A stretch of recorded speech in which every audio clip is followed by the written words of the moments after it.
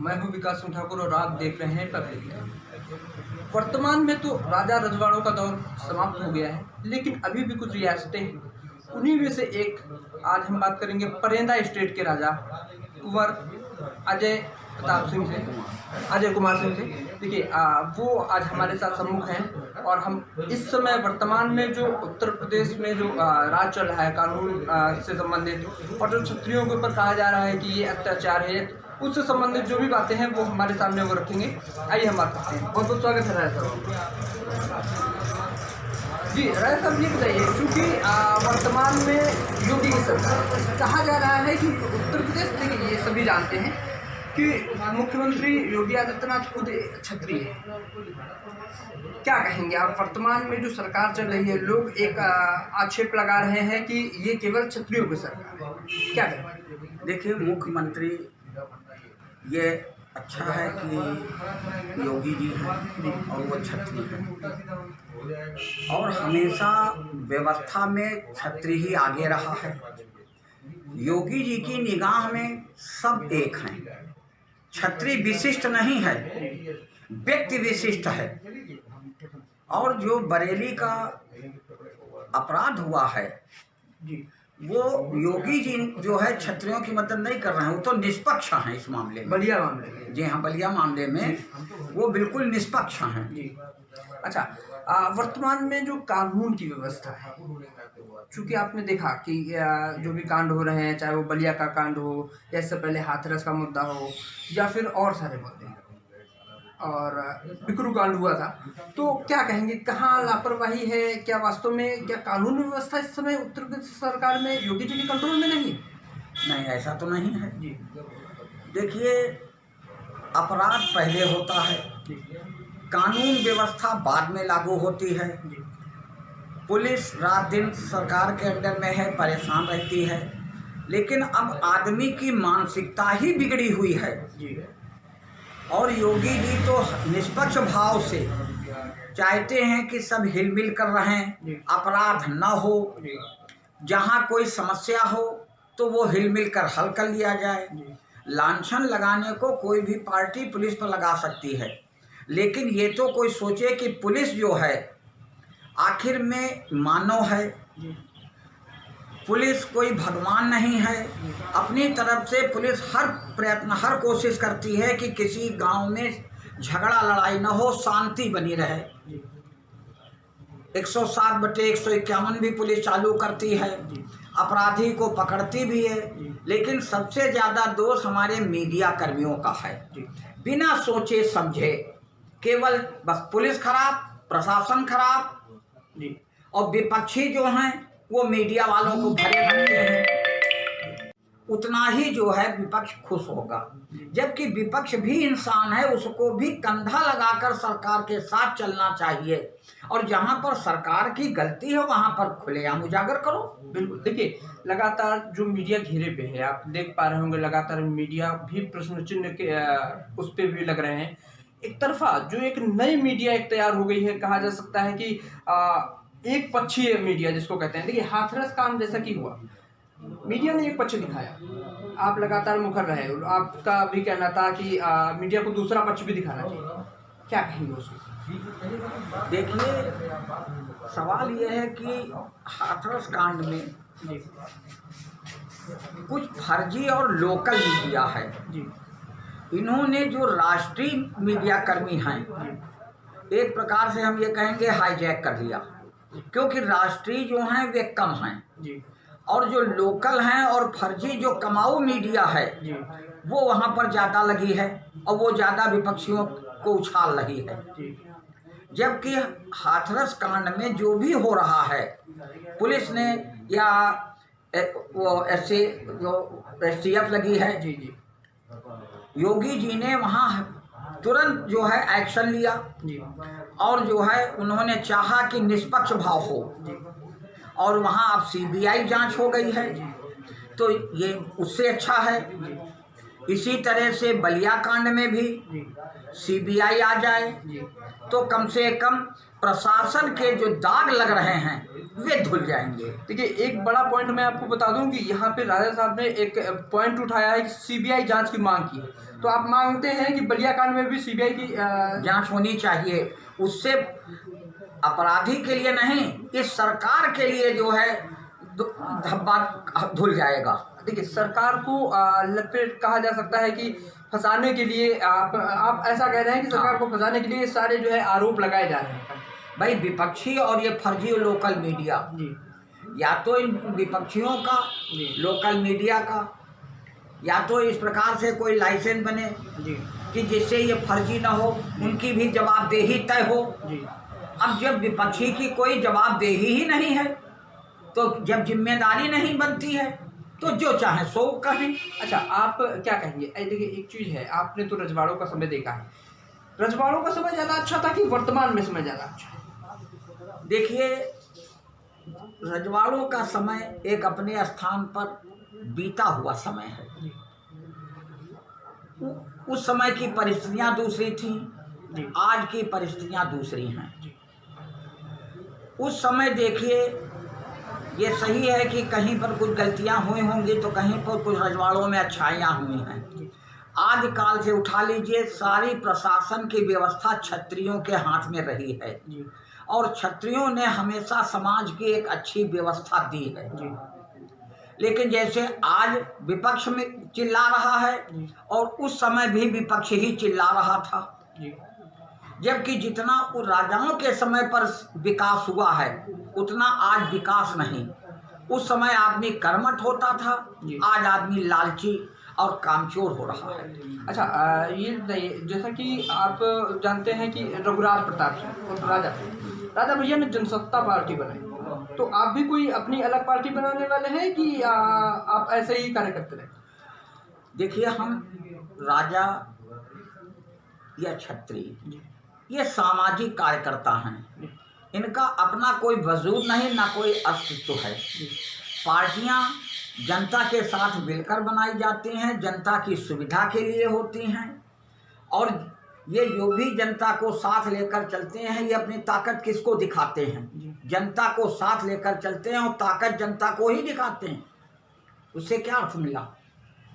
तो जो सेवा जनता की ऐसे ही की जा सकती है, उससे पार्टी के साथ नहीं की जा सकती।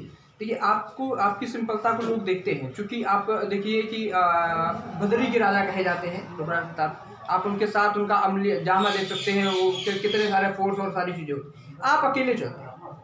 तो ऐसा क्यों? मतलब क्या जनता से आपको वोट ज़्यादा लगाव है, कि आपको आप ऐसा मानते हैं कि आप ज़्यादा सुरक्षा होगी तो आप जनता से मिल नहीं पाएंगे, क्या है? देखिए, हम सन 47 के बाद रियासत खत्म हो गई। आज अगर जनता हमें राजा मानती है, तो ये जनता का बड़प्पन है, और हम उनके बीच में कार से चलें तो भी हम राजा ही रहेंगे उनकी निगाह में, और हम अगर उघारे बदन चले, केवल अंडरवियर पहन लें, तो भी हम उनके राजा ही रहेंगे। क्योंकि सवाल राजा का नहीं है, सवाल है व्यवस्था का। हम उनके दुख सुख में काम आते हैं, हम उनसे ज़मीन में जुड़े हैं, तो जब उनकी हालत अच्छी होगी तो ऑटोमेटिक हमारी हालत अच्छी हो जाएगी।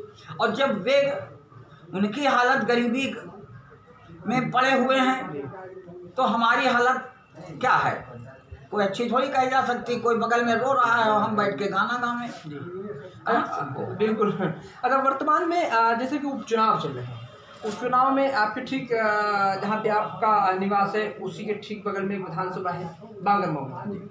आपने देखा होगा बहुत सारे क्षत्रियों ने वहाँ पे दावेदारी की, और कहा जाता है कुलदीप सिंह सेंगर जो कि क्षत्रिय बिरादरी से ही थे, और उन्हीं की वजह से वो सीट खाली हुई। वहाँ पे क्षत्रिय को टिकट ना देके दूसरे वर्ग के लोगों को लड़ाया गया है। क्या कहेंगे आप? क्या समर्थन रहेगा क्षत्रियों का, और क्या कहेंगे? देखिए, जहाँ तक बांगरमऊ उपचुनाव का है, ये सीट कुलदीप सिंह सेंगर से खाली हुई है। वो एक अच्छे विधायक थे और जनता में काफ़ी घुले मिले थे।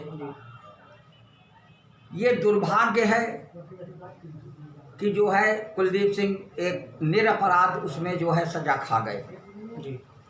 अब रहा, मतलब आप उनको निरपराध मानते हैं? हाँ, हमको निरपराध मानते ही नहीं हैं, वो हैं ही हैं निरपराध। नहीं तो कोर्ट ने तो सीबीआई ने बाकायदा जांच करके तो वहाँ पे दिखा दिया है कि वो दोषी है। देखिए ऐसा है, जब कोई मकड़ी का जाला जी बनाता है जी तो पतिंगा बिना फंसे उसमें नहीं छूट सकता, क्योंकि सीबीआई हो या कोई भी चीज़ हो, है तो इंसान ही। जी और इस तरह के उनके विरोधियों ने जाला बुन दिया कि कुलदीप सिंह सेंगर जो है फड़फड़ा तो सके लेकिन निकल ना पाए।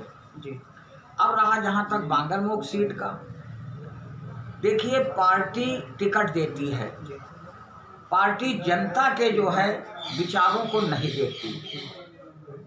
अब ये पार्टी, हर पार्टी का अपना जो है नियम है, पार्टी के लोग भी मनुष्य ही हैं जी और उन्होंने जिसको अपना उचित समझा जी उसको टिकट दे दिया।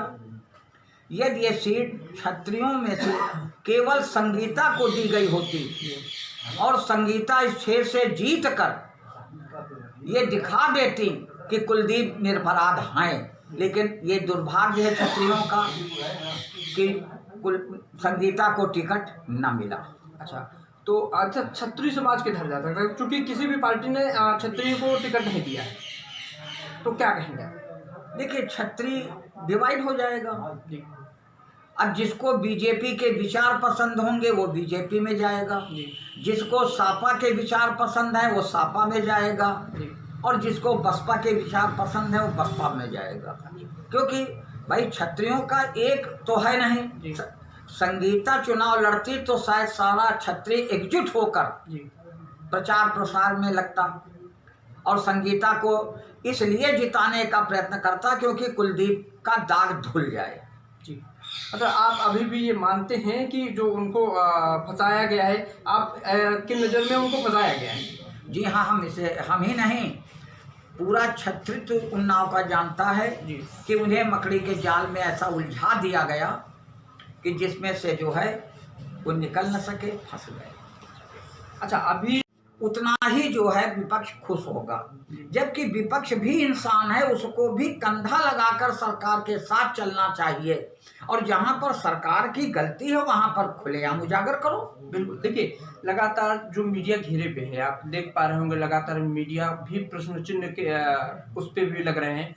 एक तरफा जो एक नई मीडिया एक तैयार हो गई है, कहा जा सकता है कि एक पक्षीय मीडिया जिसको कहते हैं। देखिए हाथरस कांड जैसा कि हुआ, मीडिया ने एक पक्ष दिखाया, आप लगातार मुखर रहे, आपका भी कहना था कि मीडिया को दूसरा पक्ष भी दिखाना चाहिए, क्या कहेंगे उसको?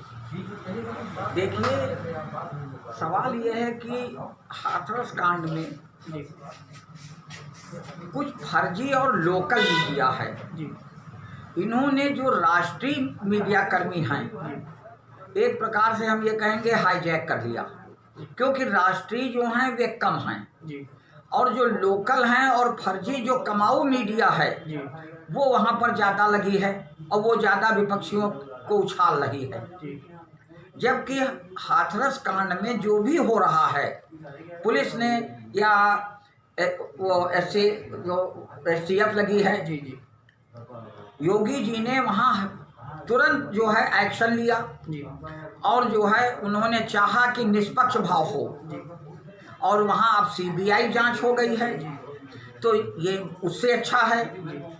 इसी तरह से बलिया कांड में भी CBI आ जाए तो कम से कम प्रशासन के जो दाग लग रहे हैं वे धुल जाएंगे। देखिए एक बड़ा पॉइंट मैं आपको बता दूं कि यहाँ पे राजा साहब ने एक पॉइंट उठाया है कि CBI जांच की मांग की है, तो आप मांगते हैं कि बलिया कांड में भी CBI की जांच होनी चाहिए। उससे अपराधी के लिए नहीं, इस सरकार के लिए जो है धब्बा धुल जाएगा।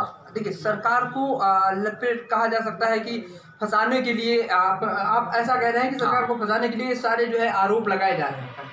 भाई विपक्षी और ये फर्जी लोकल मीडिया, या तो इन विपक्षियों का लोकल मीडिया का, या तो इस प्रकार से कोई लाइसेंस बने कि जिससे ये फर्जी ना हो, उनकी भी जवाबदेही तय हो। अब जब विपक्षी की कोई जवाबदेही ही नहीं है, तो जब जिम्मेदारी नहीं बनती है तो जो चाहे सो कहें। अच्छा आप क्या कहेंगे? देखिए एक चीज़ है, आपने तो रजवाड़ों का समय देखा है, रजवाड़ों का समय ज़्यादा अच्छा था कि वर्तमान में समय ज़्यादा अच्छा है? देखिए, रजवाड़ों का समय एक अपने स्थान पर बीता हुआ समय है। उस समय की परिस्थितियां दूसरी थीं, आज की परिस्थितियां दूसरी हैं। उस समय देखिए, ये सही है कि कहीं पर कुछ गलतियां हुई होंगी तो कहीं पर कुछ रजवाड़ों में अच्छाइयां हुई हैं। आदिकाल से उठा लीजिए, सारी प्रशासन की व्यवस्था क्षत्रियों के हाथ में रही है और क्षत्रियों ने हमेशा समाज की एक अच्छी व्यवस्था दी है। लेकिन जैसे आज विपक्ष में चिल्ला रहा है और उस समय भी विपक्ष ही चिल्ला रहा था, जबकि जितना उन राजाओं के समय पर विकास हुआ है उतना आज विकास नहीं। उस समय आदमी कर्मठ होता था, आज आदमी लालची और कामचोर हो रहा है। अच्छा, ये बताइए, जैसा कि आप जानते हैं कि रघुराज प्रताप सिंह और राजा भैया ने जनसत्ता पार्टी बनाई, तो आप भी कोई अपनी अलग पार्टी बनाने वाले हैं कि आप ऐसे ही कार्य करते रहे?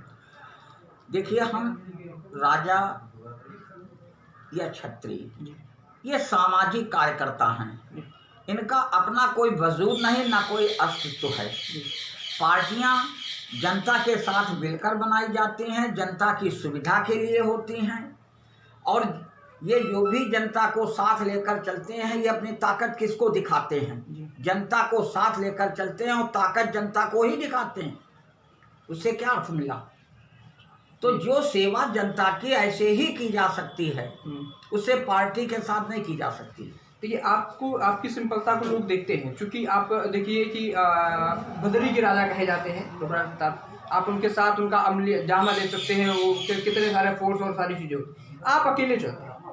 तो ऐसा क्यों? मतलब क्या जनता से आपको वोट ज़्यादा लगाव है कि आपको ऐसा, आप ऐसा मानते हैं कि आप ज़्यादा सुरक्षा होगी तो आप जनता से मिल नहीं पाएंगे, क्या है?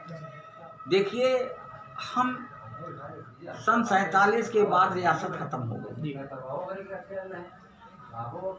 आज अगर जनता हमें राजा मानती है तो ये जनता का बड़प्पन है और हम उनके बीच में कार से चलें तो भी हम राजा ही रहेंगे उनकी निगाह में, और हम अगर उघारे बदन चले, केवल अंडरवियर पहन लें तो भी हम उनके